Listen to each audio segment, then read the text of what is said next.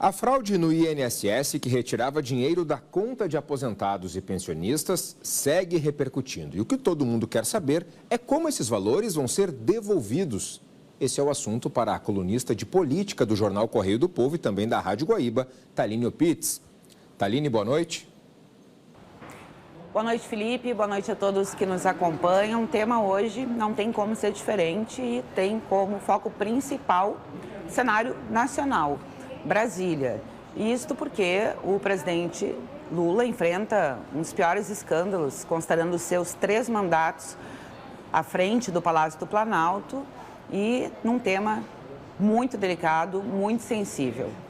O escândalo envolvendo os descontos indevidos, na prática, criminosos, de folhas e pagamentos de aposentados e pensionistas do INSS. Claro, uma série de iniciativas já foram colocadas em prática pelo governo a partir da pontuação aí da Polícia Federal e também da Controladoria Geral da União, que foram as responsáveis por deflagrar, todas essas informações a partir de investigações.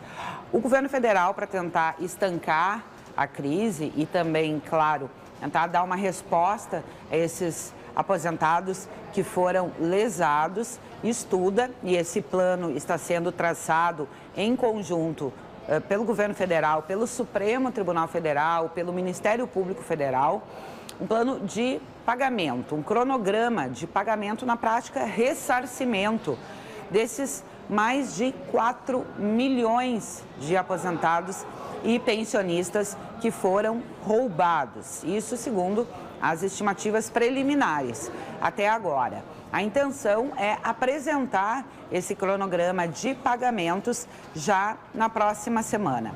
A ideia original do governo era utilizar os recursos que foram bloqueados dos criminosos para o ressarcimento das vítimas. Mas esse tema envolve uma série de trâmites jurídicos, burocráticos que precisam ser cumpridos.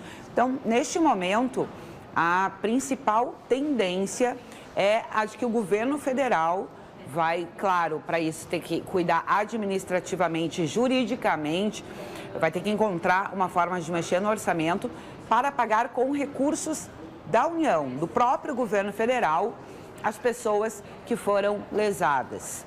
Também em cálculos preliminares, a gente está falando de mais de 6 bilhões de reais. Bom, estudo alguns detalhes de como esse cronograma vai ser efetuado, como as pessoas vão comprovar que estão entre os lesados, se vai haver parcelamento ou não, ainda está em definição e a gente deve conhecer maiores detalhes na semana que vem. O governo tem pressa, porque é, de fato, um grande desgaste a cada dia que passa sem que o Palácio do Planalto apresente uma resolução em relação a esse episódio. Agora, paralelamente e independentemente do que o governo federal vai fazer, é claro que essa oportunidade não vai passar batida. A oposição tem feito uma articulação muito pesada, começou a buscar assinaturas para a criação de uma CPI, viu que daqui a pouco a CPI poderia enfrentar algum tipo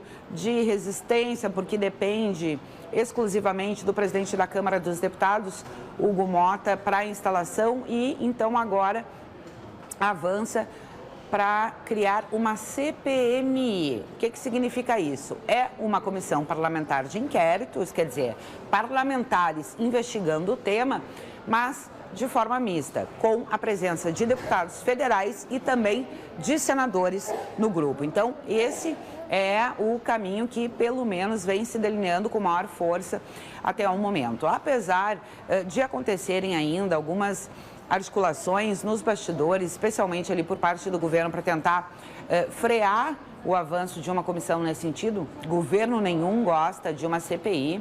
É muito pouco provável que o Palácio do Planalto consiga barrar essa iniciativa. Até porque o assunto é muito grave. Cerca de 81% dos aposentados hoje no Brasil recebem até um salário mínimo. Então, a gente está falando de milhões de pessoas lesadas e milhões de pessoas que já não são bem remuneradas, apesar de terem trabalhado uma vida inteira. Então, o assunto é urgente e, claro, que deputados e senadores que integram partidos da base aliada do governo vão enfrentar dificuldades para não apoiar uma ação nesse sentido. Contigo, Felipe.